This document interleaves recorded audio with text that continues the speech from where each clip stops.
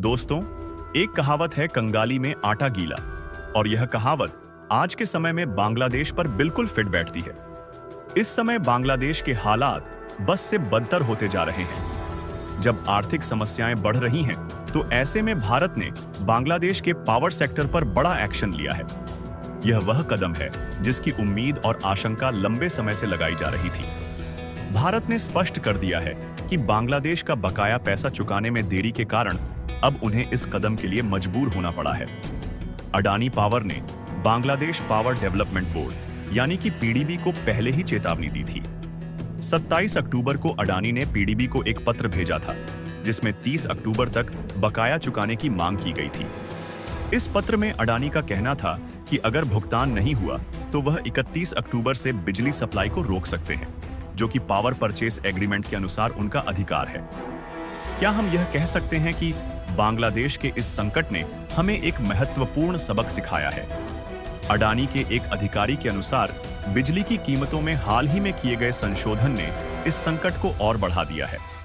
अब सवाल यह है कि क्या बांग्लादेश इस कठिनाई से उभर पाएगा या फिर यह स्थिति और भी गंभीर हो जाएगी? यहां हम एक महत्वपूर्ण सवाल उठाते हैं। क्या बांग्लादेश को अपने आर्थिक संकट को सुलझाने के लिए भारत की मदद की आवश्यकता है? दोस्तों, यह समय है कि हमें अपनी सोच को आगे बढ़ाना होगा और यह समझना होगा कि इस संकट में ही शायद बांग्लादेश का भविष्य छिपा है। इसीलिए इस चर्चा को आगे बढ़ाते हैं और देखते हैं कि आने वाले दिनों में यह स्थिति किस दिशा में जाती है। दरअसल हालात ऐसे हैं कि Bangladesh power development board PDB हर हफ्ते लगभग $18 मिलियन की पेमेंट कर रहा है, लेकिन अडा का बिल अब $22 मिलियन प्रति हफ्ते से अधिक हो गया है। इसका मतलब साफ है कि बकाया लगातार बढ़ता जा रहा है। इस समस्या का एक और बड़ा पहलू यह है कि पहले एक अतिरिक्त समझौता था जिससे कोयले की कीमतें नियंत्रित रहती थी, लेकिन जब वह समझौता खत्म हुआ तो अडानी ने पावर परचेस एग्रीमेंट पीपीए के अनुसार कीमतें बढ़ा दी। यह मूल्य वृद्धि इंडोनेशिया और ऑस्ट्रेलिया के कोयला इंडेक्स पर आधारित है, और अब बांग्लादेश की स्थिति और भी खराब हो गई है, खासकर जब देश में डॉलर की कमी और आर्थिक संकट भी है। पिछले कुछ महीनों में अडानी ने बांग्लादेश की अंतरिम सरकार से पेमेंट के मसले को सुलझाने का अनुरोध किया है। कंपनी का कहना है कि सप्लाई रोकने की स्थिति में भी वह पीपीए के तहत अपनी क्षमता पेमेंट की रिकवरी का अधिकार रखते हैं। यहां एक सवाल उठता है, क्या बांग्लादेश इस आर्थिक दुविधा से उभर पाएगा? अभी बांग्लादेश की स्थिति कुछ ठीक नहीं है। रात में करीब 1600 मेगावाट की बिजली की कमी हो रही है, जबकि अडानी पावर का 1496 मेगावाट का प्लांट फिलहाल केवल 700 मेगावाट ही जनरेट कर पा रहा है। यह भी केवल एक यूनिट से बांग्लादेश में चल रहे इस बड़े पावर क्राइसिस के पीछे एक बड़ा कारण अडानी ही है। अडानी ने बांग्लादेश को झारखंड लिमिटेड से मिलने वाली सप्लाई में 50% की कटौती की है। बांग्लादेश पर अडानी का लगभग $846 मिलियन यानी कि करीब 7,000 करोड़ रुपए का बकाया है।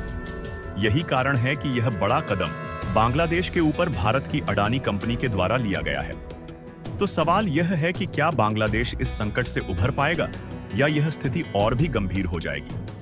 दोस्तों, यह एक गंभीर विषय है और हमें इसे विस्तार से समझने की जरूरत है।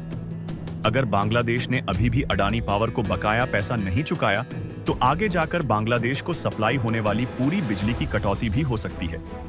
ऐसी स्थिति में बांग्लादेश पर एक बड़ा संकट छा जाएगा।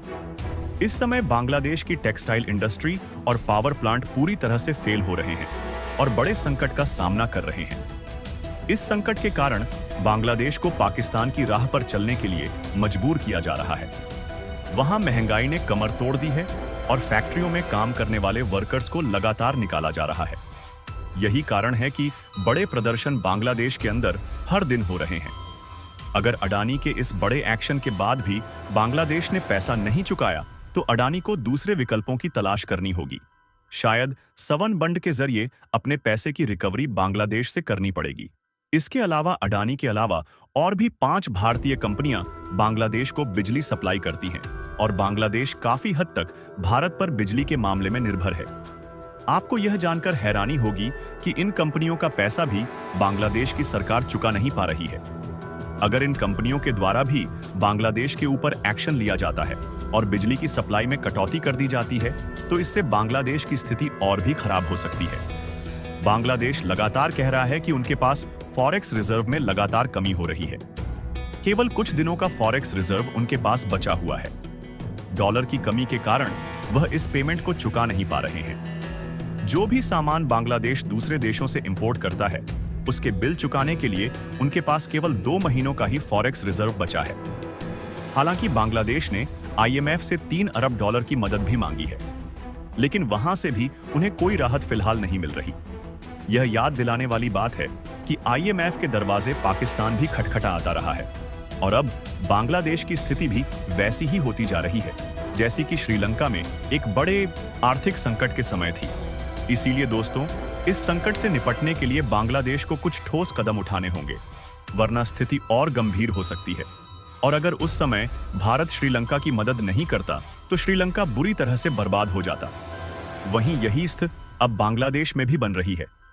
अगर भारत बांग्लादेश की मदद करने के लिए सामने नहीं आता तो वह वक्त दूर नहीं जब बांग्लादेश की स्थिति भी पाकिस्तान की तरह हो जाएगी। बार बार IMF से फंड लेने के लिए उनके दरवाजे खटखटाने पड़ेंगे और IMF की शर्तों को भी मानना होगा। इस प्रक्रिया में उन्हें अपने देश में मौजूद सामानों की कीमतें भी बढ़ानी पड़ेंगी, जैसा कि पाकिस्तान करता है। यही स्थिति बांग्लादेश को भी झेलनी पड़ सकती है। हालांकि यह सच है कि बांग्लादेश के पास अभी भी अपने हालात को सुधारने का एक सुनहरा मौका है। यदि वह समय रहते सही और प्रभावी कदम उठाता है तो बांग्लादेश इस आर्थिक संकट से न केवल उभर सकता है, बल्कि अपने भविष्य को एक सकारात्मक दिशा में ले जा सकता है। इस मुश्किल घड़ी में सरकार और आम नागरिकों को एकजुट होकर ठोस प्रयास करने होंगे ताकि देश की स्थिरता बरकरार रहे और वह आने वाली चुनौतियों का सफलतापूर्वक सामना कर सके। यह वक्त केवल आर्थिक सुधारों का नहीं है, बल्कि राजनीतिक और सामाजिक सहयोग का भी है, जिससे देश को मजबूती मिल सके।